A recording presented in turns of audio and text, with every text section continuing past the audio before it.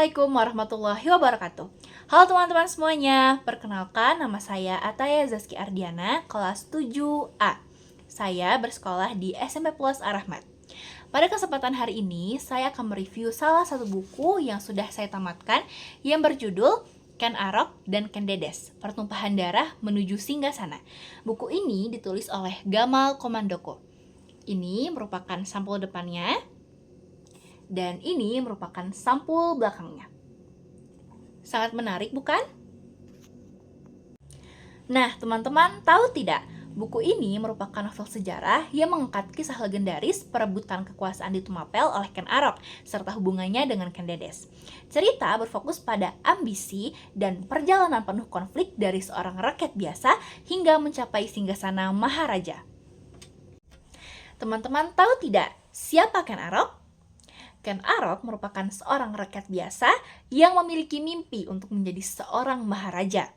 Akan tetapi, ia harus melewati banyak rintangan untuk mencapai mimpinya tersebut.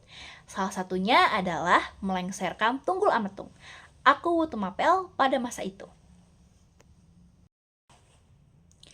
Singkat cerita, Ken Arok berhasil melengsarkan Tunggul Ametung. Kemudian, ia menikahi Ken Dedes yang sebelumnya merupakan istri Tunggul Ametung.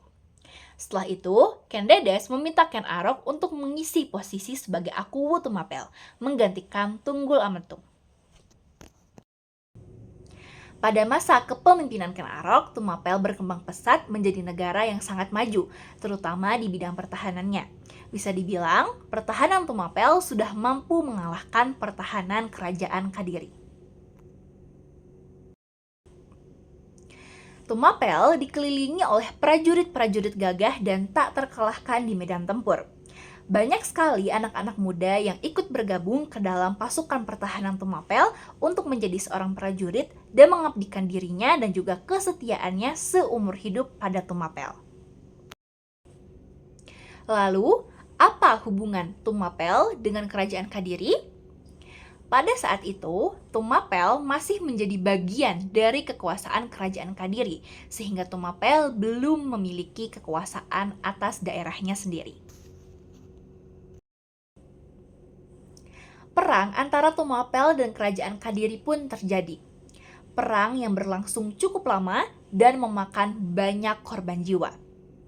Akan tetapi, setelah berhari-hari bertempur di medan perang, kemenangan jatuh kepada Tumapel. Tumapel berhasil memukul mundur kerajaan Kadiri dan merebut kekuasaannya, sehingga Tumapel memiliki kekuasaan atas daerahnya sendiri. Setelah mengambil kemenangan dari pertempuran dengan kerajaan Kadiri, Tumapel akhirnya menjadi sebuah kerajaan besar yang dinamai Kerajaan Singosari.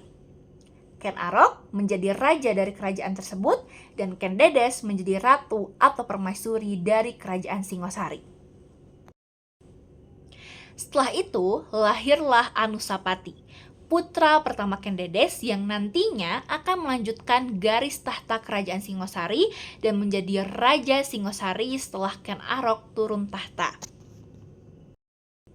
Yang pertama, saya akan membahas tentang kelebihan buku tersebut.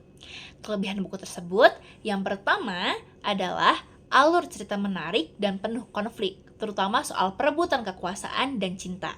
Yang kedua, gaya bahasa ringan sehingga mudah dipahami bagi pembaca yang bahkan kurang mendalami sejarah.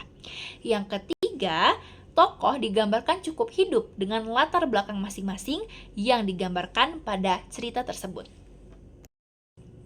Selanjutnya, saya akan membahas tentang kekurangan dari buku tersebut.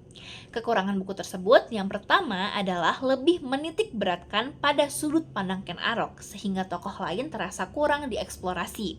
Yang kedua, karena merupakan fiksi sejarah, beberapa bagian tidak akurat secara historis. Terakhir, saya akan memberikan kesimpulan dari buku tersebut. Buku tersebut sangat cocok untuk kamu yang ingin mengenal kisah Tumapel dengan lebih seru dan dramatis. Novel ini tidak hanya menyajikan sejarah, tetapi juga intrik politik dan emosi yang membuat ceritanya terasa hidup. Baik, sekian video dari saya. Mohon maaf apabila ada kata-kata yang kurang berkenan. Terima kasih. Wassalamualaikum warahmatullahi wabarakatuh. Dadah teman-teman.